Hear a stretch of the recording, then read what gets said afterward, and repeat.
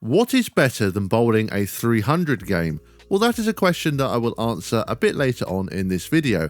If you watched my last video, you would have seen I did a recap of one of the craziest seasons in PBA history, the 2009-2010 season. Somebody suggested in the comments that I do a recap for the 08-09 season as well, and after some research I can see why this was suggested. This season was pretty special, and there were a ton of records broken, as well as legacy-defining performances from Hall of Famers. So what I'm going to do in this video is do a recap of this season tournament by tournament, and we can look together at everything that happened throughout this season. During the 08-09 season, we had 21 events, and while not as many as during the PBA's peak, it was still more than the following season, as 2 events were dropped. Probably the biggest change this season was the tour becoming the Lumber Liquidators PBA Tour after the PBA struck a 3-year sponsorship deal. Previously, it was Denny's who were the title sponsors, but they did remain a PBA sponsor and continued as the title sponsor of the Denny's Dick Webber Open. The next major change to the tour was moving the World Championship to the start of the season as the opening event. Obviously, now this tournament is part of the World Series and takes place at the end of the series. This opening major would be a very significant one for the history books, and especially for Norm Duke. Norm had a pretty poor start to the previous season after dealing with injuries, and he was in danger of losing his place on the tour. However, an astonishing turnaround took place in the second half of the season, and he won the last 2 major titles of the season, the World Championship and the US Open, which meant he had a chance to do something no other PBA bowler had done before, and that was to win 3 majors in a row. And it was a feat that he would manage to accomplish, defeating Chris Barnes convincingly in the title match. What a way to start off the season with some serious PBA history being made. Next up we had the Viper Championship, and just to note that these animal patterns were not part of the World Series obviously, as it wasn't actually created until the following season. Brad Angelo would win the Viper, and it was very significant for him as it marked his first ever title. It took him some time to get there, having been in 13 TV finals previously, and it got rid of the unofficial title he picked up as one of the best bowlers to never win a title. The third event saw Walter Ray Williams Jr. extend his all-time titles record to 45 with a win at the Lake County, Indiana Golden Anniversary Classic. This also set another record of 16 consecutive seasons winning a title. Then we had a slightly different type of event, the Ultimate Scoring Championship. And this was an attempt to get some big scores on the telecast as the pros were bowling on what was essentially a house shot. And it definitely worked, as there were 18 300 games during the week and Patrick Allen averaged 260 in qualifying. Unfortunately, we didn't get close to seeing any 300 games, and the highest score of the telecast was by the winner, Mike Wolf, with a 246, defeating Mike Scroggins. We then had 4 more animal pattern tournaments to take us to the end of the first half of the season. The Comedian was won by Mike Machuga for his second title, the Scorpion by Wes Malott, who we will definitely see more of in this video.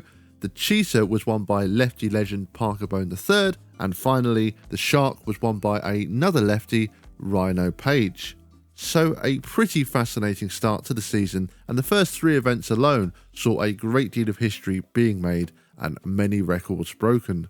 Now we enter 2009, and the first event of the year was a mixed doubles event, and the winning partnership were 2 legends, Norm Duke and Liz Johnson.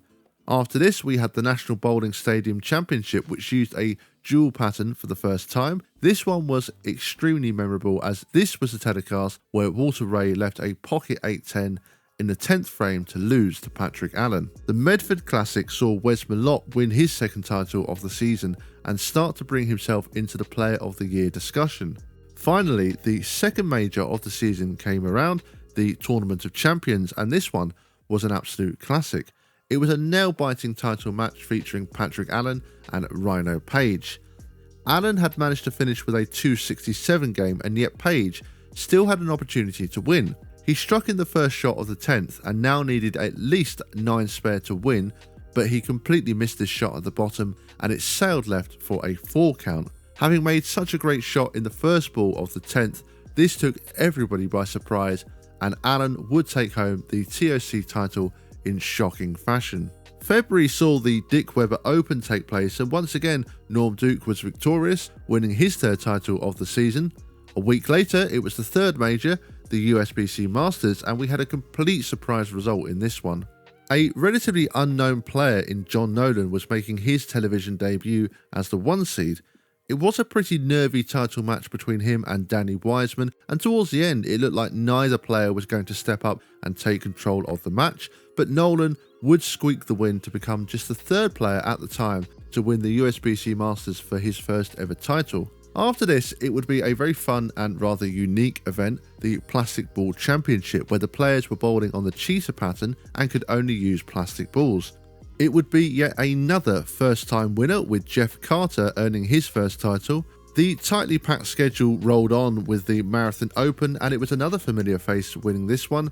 Wes Malott won his third title of the season, and just like Norm Duke, and now both of them were really vying for the Player of the Year award. The next two events saw the same winner capture back-to-back titles for the first time in their career, and that was Chris Barnes winning the Match Play Championship and the Long Island Classic. Then we had the final major of the year and probably the most prestigious event of them all, the US Open. And again, Norm Duke had put himself in contention to win another major and really cement Player of the Year, as he was the 1 seed. Now, I do need to talk about what happened in the semi-final match. It was Chris Barnes versus Mike Scroggins, and as Barnes headed into the 10th frame, it was all even. A strike would see him advance, but he left a stone 8-pin. He picked up the spare and had a chance to force a roll-off, but left a 10-pin. This was just a horrendous break, and there's no doubt Barnes should have really been playing Norm for the title after making such a great shot, but it was Scroggins who would advance, and the lanes got really tough in the title match. However, Scroggins would prevail, winning the US Open for his 6th title. And after all that drama and excitement, we now have to head to Japan for the final title event of the season, the Japan Cup, which was won by Patrick Allen. Now, there's just one more event that I do need to mention, and that came in the summer of 2009 after the end of the season. It was a non-title event, the King of Bowling. As Player of the Year, Wes Malott was the King of Bowling, and players would challenge him each week to try and take his crown. There were 5 telecasts in total, but in each one, Malott was simply dominant and would win every single match. And it's finally now that we can answer the question in the title of this video. What is better than bowling a 300 game? Well, the answer is quite simply bowling 2 300 games, and that's exactly what Wes did. His 5-game total here was staggering. He bowled 268, 258, 300, 257 and 300 for 1383 over 5, which is an average of over 276. Although I think Norm was very unlucky to lose out on Player of the Year, I think this performance certainly justifies why Malott won the award that season. And that brings us to the end of this video. Another very wild and fantastic season, and I really enjoyed looking back on this one. And yeah, make sure to let me know in the comment section below if there's any other PBA seasons that you think I should do this kind of recap for. As always, I'd like to thank you very much for all of your support, and if you have enjoyed this video and you've not yet subscribed, please do consider clicking the subscribe button below. That's going to do it from me for today, and as always, thank you bowling fans, and see you all next time.